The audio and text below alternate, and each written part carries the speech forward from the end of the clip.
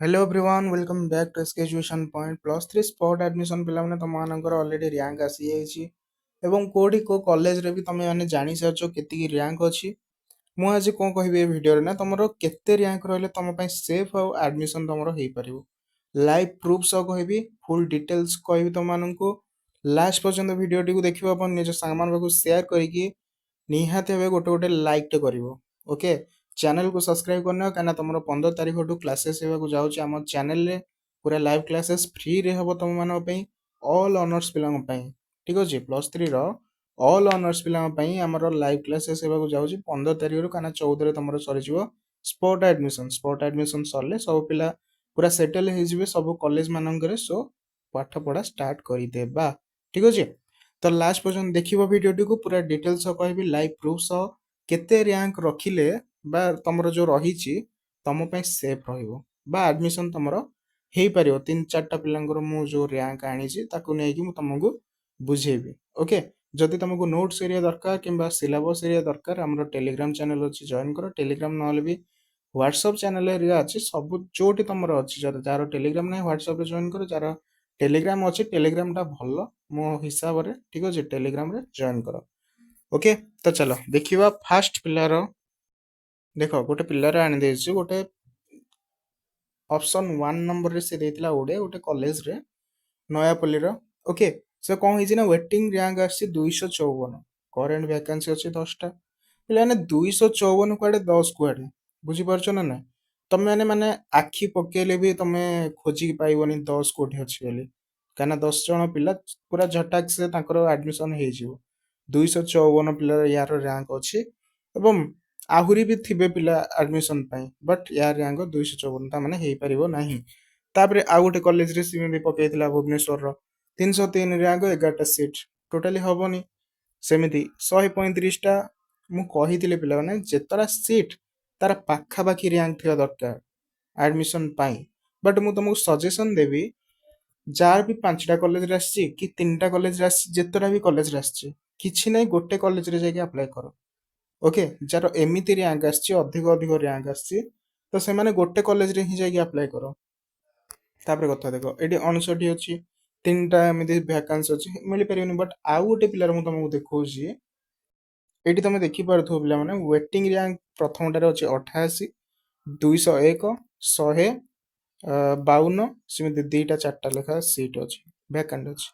But जदि यार गोटे देखिबा तळे गोटे रहिछि एटा हमर सुंदरगढ़ ऑटोनोमस कॉलेज रे 2टा सीट अछि 7 नंबर रैंक यार माने 2टा सीट रे प्रथम आडू प्रथम रैंक जे थिबो एवं सेकंड रैंक जे थिबो सीए एडमिशन नै पारिबो किंतु यार केते 7 नंबर रैंक अछि तो यार एइटारे चांस अछि कोन पे हम कहबी चांस अछि कि जदि प्रथम को सेकंड नंबर रैंक रो पिला एठी एडमिशन न नियते ए 2टा सीट बळक रहला पुणी आउ के जो 3 नंबर रैंक 4 नंबर रैंक जार थिबो सेमाने भी जदि एडमिशन न नियंती ताले पुणी जो 5 नंबर 6 नंबर को सेमाने जदि एडमिशन न नियंती 7 नंबर रैंक पिला माने यार हेई पारे ओके हबनी काना एते 2टा सीट अछि 7 नंबर रैंक बट जदि चांस देखा जाए हेई पारे जदि अन्य पिला माने न करंती बट आउ गोटे पिलार मु तुमको देखिया चाहे तार केमिति रैंक अछि एवं केमिति मिलिबो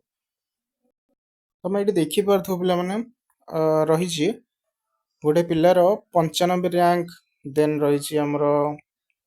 154 रैंक आउ 85 रैंक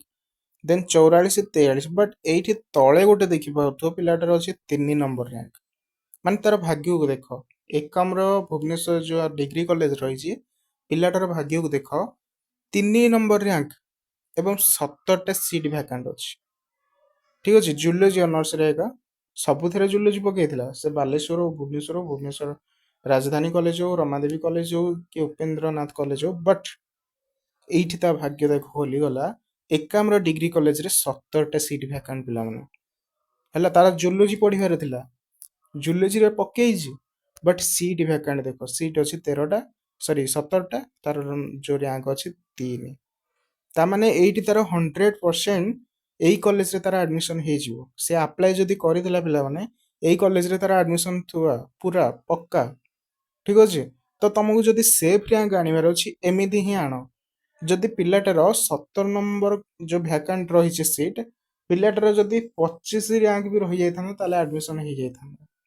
ବୁଝିପାରୁଛ ତ? କାହିଁକିନା 77 ଯାଏ ର୍ୟାଙ୍କ ଥିବ, ସେତିକି ଭିତରୁ ସିଏ ଆଡମିସନ ନବ ନା ନାହିଁ ଠିକ ନାହିଁ, ହୁଏତ ତାର ଆଉ ଗୋଟେ ମନପସନ୍ଦର କଲେଜ ଥାଇପାରେ, ଠିକ ନା ନାହିଁ? ତ ଏମିତି ହେଇକି ଯଦି ଏଇ ପିଲାଟାର 25 ର୍ୟାଙ୍କ ବି ଥାନ୍ତା ନା ତାହେଲେ ଆଡମିସନ ହେଇପାରିଥାନ୍ତା ଏଇଠି।